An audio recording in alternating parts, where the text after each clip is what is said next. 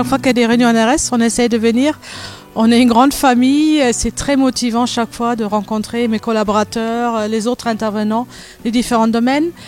Je viens aussi dans ma qualité de présidente de l'action coordonnée de recherche fondamentale sur le VIH. Donc moi-même, je travaille sur la recherche fondamentale et c'est important pour moi de voir un peu ce qui se passe dans les autres domaines, en clinique, en sciences sociales. Deuxième chose, c'est que l'ANRS reste un modèle pour beaucoup de choses. Pour moi, c'est un modèle dans l'interdisciplinarité. Le fait que nous travaillons ensemble, les chercheurs fondamentaux avec les cliniciens, les épidémiologistes, les médecins, etc. C'est assez unique, ça n'existe pas forcément dans tous les domaines de recherche fondamentale.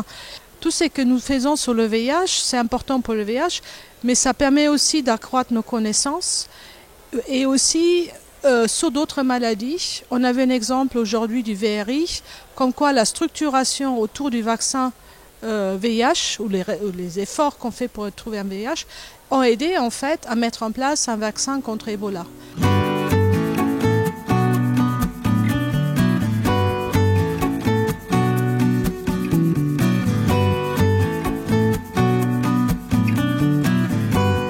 Ce que surtout j'ai retenu, c'est la présentation de Supervie par rapport à la fin de l'épidémie, c'est-à-dire les indicateurs de fin d'épidémie, de mettre en pratique dans les pays africains les approches centrées sur la personne, mais également de mettre en pratique la stratégie différenciée.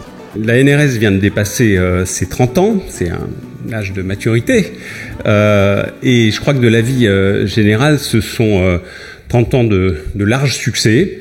C'est donc un modèle de gestion très intégré de la recherche, de sa programmation, que fait vivre la NRS depuis 30 ans. Et désormais, l'agence s'appuie sur les services centraux de l'INSERM, mais aussi sur INSERM Transfert, filiale à 100% de l'INSERM, notamment pour le montage des projets européens et pour la valorisation des résultats des recherches.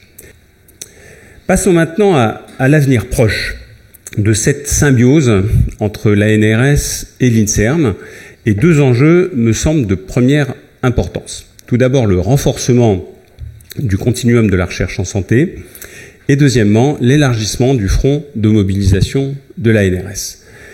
Concernant le continuum de la recherche en santé, son renforcement figure clairement dans les priorités stratégiques de l'INSERM. Le second enjeu majeur de cette symbiose entre la NRS et l'INSERM concerne l'élargissement du front de mobilisation de la NRS, recommandé par son Scientific Advisory Board et souhaité également par ses ministères de tutelle. Mais la recherche au Nord ne doit pas être oubliée, car de nouveaux fronts scientifiques passionnants y sont aussi présents. Nous devons capitaliser sur l'expérience de la NRS pour élargir ces fronts, sans pour autant affaiblir la recherche d'excellence qui est irriguée par la NRS sur son périmètre historique.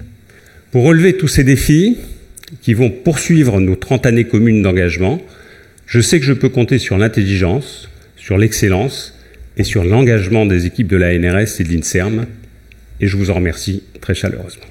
Alors moi, je coordonne des projets de recherche dans une équipe en sciences sociales au CESTIM à Marseille.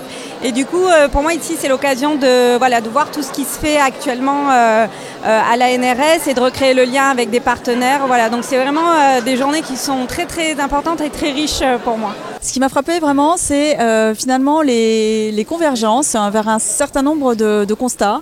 Et moi, j'ai entendu avec beaucoup de plaisir pour la première fois Kevin De Kock, qui a fait une intervention sur la santé mondiale en remettant vraiment en perspective dans le contexte large, celui des enjeux non seulement d'aujourd'hui mais de demain, en insistant sur les liens entre santé mondiale, des développements démographiques, enjeux climatiques et aussi les enjeux du numérique.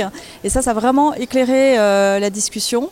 En tant que représentante des politiques publiques en santé pour le compte du gouvernement, je dois dire que beaucoup de choses inspirantes et beaucoup de raisons de se dire qu'on va travailler encore plus étroitement à l'avenir, et c'est extrêmement satisfaisant.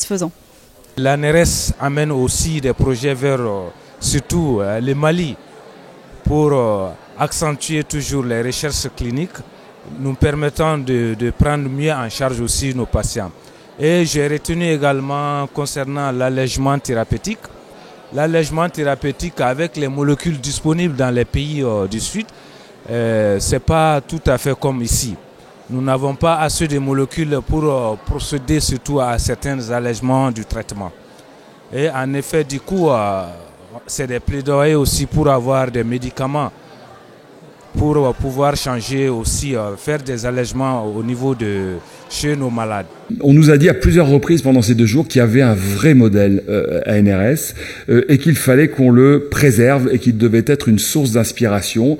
Eh bien, message reçu, j'en doutais peu quand j'acceptais de prendre ces fonctions de direction, mais je suis réconforté par ce qu'on me dit et j'entends bien préserver ce modèle tout en le faisant évoluer. On doit faire de l'excellence sur nos maladies cibles, j'ai envie de dire historiques, mais on doit aussi être dans l'excellence sur des cibles évidentes sur lesquelles on ne s'est pas assez engagé jusqu'à présent.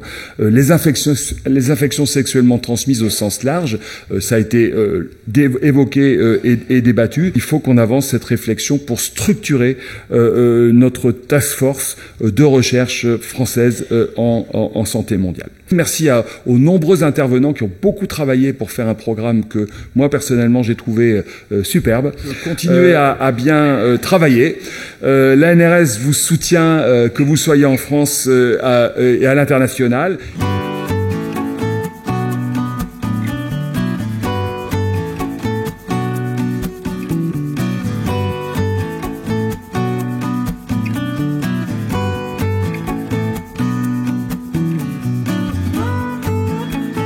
Ces journées ANRS ont démontré une fois de plus, j'allais dire, combien la transversalité en matière de recherche est quelque chose d'important lorsque l'on veut justement aboutir de la recherche fondamentale jusqu'à des données qui puissent améliorer la santé, la prévention et la santé des patients. C'est un succès ces journées. La communauté, comme je l'appelle, s'est retrouvée. Et je crois que cette communauté VIH, hépatite, c'est un bel exemple à développer pour l'avenir sur un sujet plus large qui est le sujet de la santé mondiale.